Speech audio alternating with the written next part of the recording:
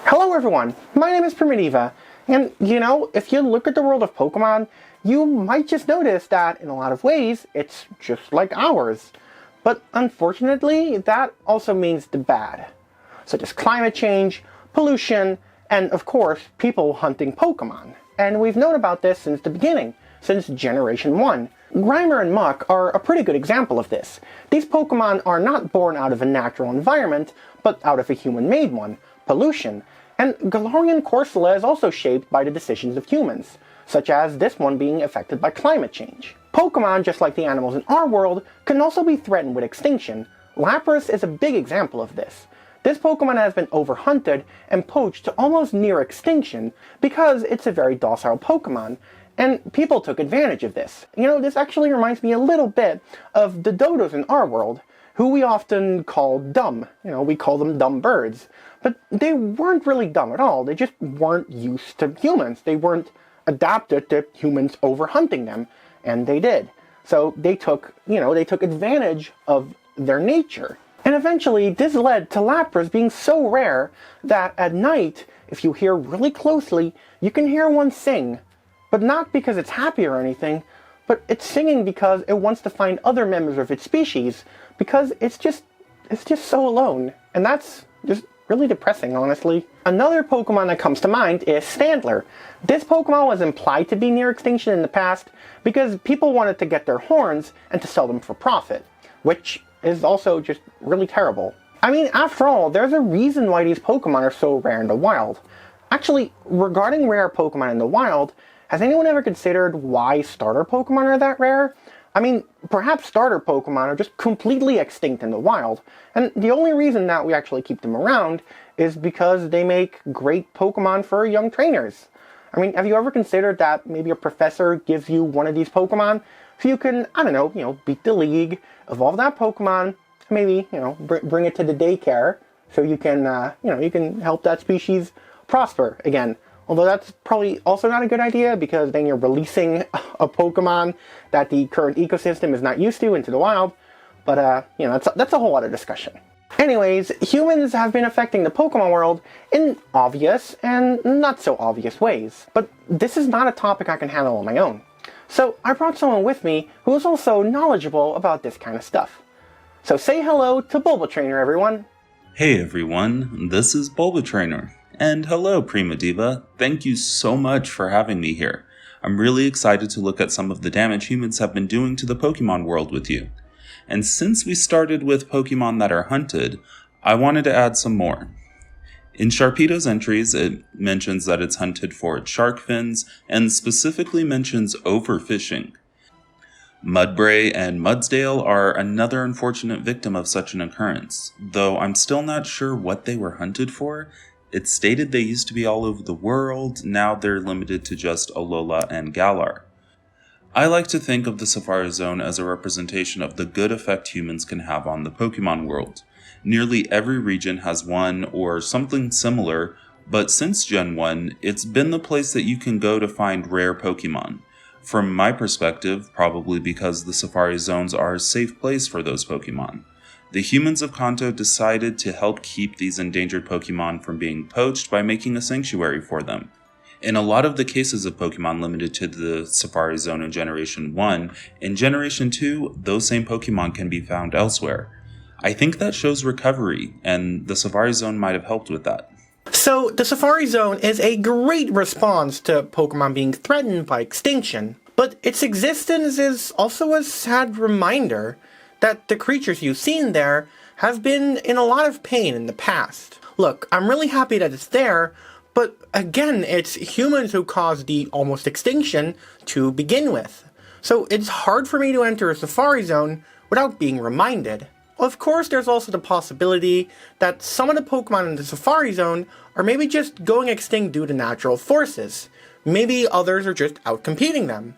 And if that's the case, should we really interfere? That's definitely a hard moral dilemma, but it makes you think. And what about the Pokemon that just become too used to living in the Safari Zone, and aren't able to live in the wild anymore because of the potentially wildly different circumstances? And it's been proven that while humans in the Pokemon world tend to have, good intentions, they are also prone to making mistakes, like importing non-native Pokémon to other regions.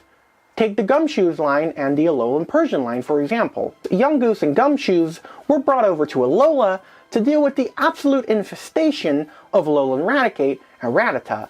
But, however, is that really such a good idea? Who's to say that these newly introduced Pokémon won't cause any problems in the future? And bringing the Persian line to Alola, I mean, that's definitely not a good idea. This was all because rich people, of course it was rich people again, they brought their Meowth and their Persian, they brought them to Alola, possibly for cat breeding purposes, and then they didn't have them under control anymore, or something like that, and they all went into the wild and they went feral. Now, let me tell you something about feral cats. As a cat lover, I love cats. They are great, they're cute, they're little fuzzy furballs. I love them so much. I love my cat Jessie, she's the cutest cat ever, you can't tell me otherwise.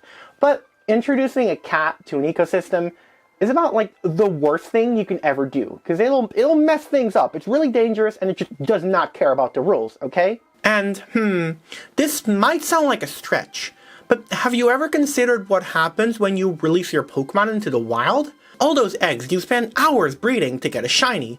All those 1,000 Scorbunnies, where are they now? And what about the revived fossil Pokemon you're just throwing back into the wild? We actually see this in the deck center of Anorith in Ultra Sun, where it talks about that these Pokemon have a hard time adapting and living in the oceans today, because they're obviously so different from how they used to be. Well, I can't argue with that. We do tend to release our Pokemon wherever we want, maybe impacting the ecosystems. We certainly know that Pokemon are already forced to adapt to human presence, and I think it's one of the reasons why Galarian wheezing is such an interesting case. On the one hand, it's really neat that an adaptation made it possible for this Pokemon to clean the air, but I guess that's just really a sign of how bad the air quality was in Galar. It was forced to adapt since even the personification of human air pollution itself had had enough of the bad air in that region. It's not the only one that's been forced to adapt either. The Galarian fossil Pokemon are an odd mishmash of two different types that definitely do not belong together. It might be fun to think about what an Ankylosaurus would look like with the head of a T-Rex, but to actually bring such a creature to life seems almost cruel. And their introduction into the environment of Galar is certain to cause problems. Their natural food sources are gone, and they're likely to disrupt the local ecosystem. Galarian Corsola, that is very obviously coral bleaching, and it's not like they're bleaching themselves. Humans certainly do seem to take a bigger toll on their environment than I first thought. We could even look at regular wheezing as pollution literally coming to life. The fact that Team Rocket is fond of using that family is almost poetic, criminals using people's own pollution against them. Even Wormdam, with its trash cloak, only exists because it's being forced to adapt to human presence and urbanism. Even when you look at something like, let's say power plants, right? Now, power plants are a great way for a lot of electric Pokemon to get their electricity, to get their food, to power up, all that stuff. But what happens when those places are gone? Like, what will even happen? Will these Pokemon become lazy because, they're used to constantly getting their food out of a wire? Or, are they going to attack other cities and, cause power outages? You want to watch TV or something, and then you have a power outage, and you're like, what the heck happened? And you see an Electabuzz just, eating out of your power supply or something. I mean, sure, they could go back to places like Chartstone Cave, but how many of those caves are actually around? We don't know that much. Despite the associated speed with the electric type, the Pokemon that feed on power plants are actually kind of lazy, if you think about it. I mean, they just sit around all day, just sucking their electricity out of a wire. Just sitting all day like that, easy. Speaking of electricity, Rotom may be the Pokemon most influenced by humans in the series. What is it like without technology? Is it even useful if it's not possessing a human-made appliance? What did it possess before TVs and lawnmowers? It's certainly never stated to have been created by humans, but it seems that humans have influenced enough that its dependence on our technology is the only way it can survive now. Fortunately, people have learned that maybe driving a Pokemon like Lapras, which is, by the way, great for carrying people around on the big seas, almost to extinction, probably isn't a good idea. And now, there is an overabundance of Lapras in the wild. Conservation work has put Lapras back into the wild, and now there's a bunch of them. But that still does make me wonder, was it all for a good cause? Now, I certainly believe that most humans in our world and in the Pokemon world are mostly good.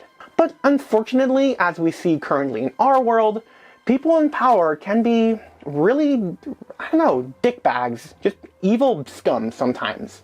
Maybe the evil big people, let's call them that, they just saw profit in them, and that's why they brought them back. It's still a good thing, but you gotta think about the intentions. Although, it's complicated, and maybe not entirely good, because this many Lapras are also causing a decline in fish Pokemon. So perhaps bringing back this many wasn't a good idea. Maybe these Pokemon just got too used to living without Lapras constantly munching on them. And now that they're back, well, it's all chaos for them. Or the humans didn't really think of the consequences of bringing back this many Lapras.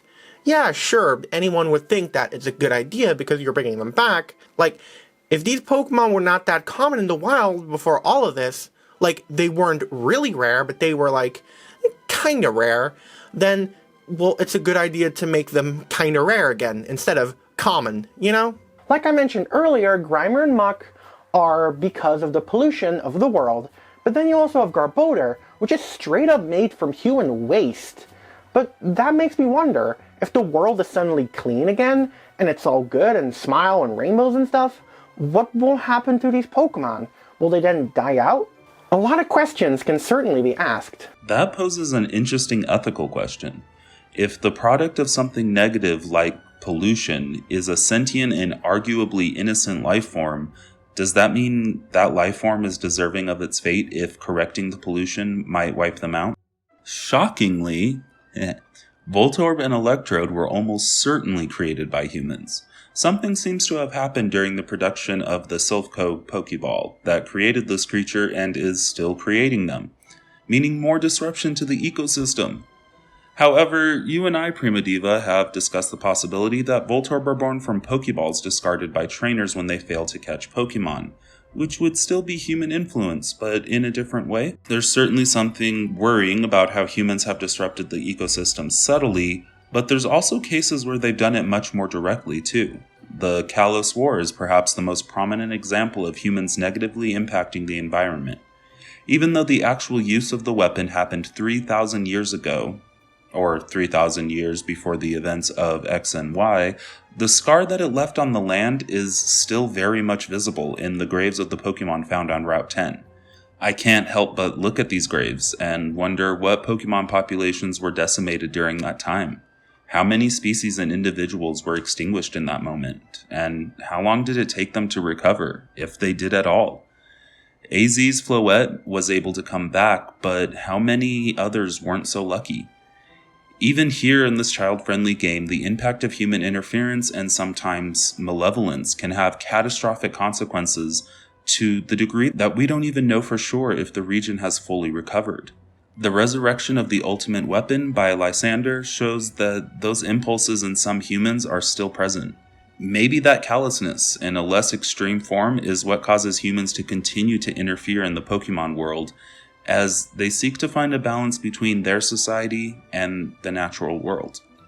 And lest we forget, the energy left over from the weapon is Professor Sycamore's explanation for Mega Evolution, meaning that the effects of a 3,000-year-old weapon, while maybe awesome, are still being felt into the modern age. Thank you so much for having me here, Prima Diva. It was an honor. I can't wait to see what else your channel is going to put out this year and any other future collaborations that you and I may have. Again, thank you for having me here. I will see you all next time, and please stay safe. The world of Pokemon, to the outside eye, might just seem like a wonderful and magical place, filled with rainbows, sugar, and sunshine. But when you look a little bit closer, and you realize all the horrid things that have happened, especially such a war with so many casualties, well, then it's not too different from Mars, is it? Sure, it's got cute pink floating cats, and, of course, pretty blue sea lions. But look beyond that, and I'm sure you'll see some nasty things, that you do not want to experience. And yeah, that was the video.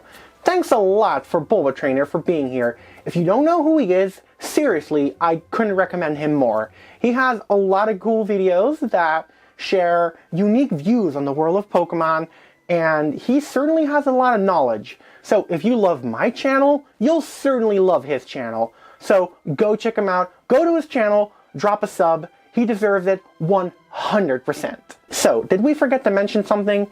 Do you think that there is something else going on in the Pokemon world that is caused by humans? And what did you think of the video? Let me know in the comment section down below. As always, if you enjoyed this video, be sure to hit that like button and subscribe if you haven't. I got lots of cool stuff on the channel and always more coming soon. And in case you're feeling generous, I also have a Patreon, which is in the description down below. It's only $1 a month and it really helps me grow this channel. And with that being said, I hope y'all have a good day, night, or morning, and as always, take care!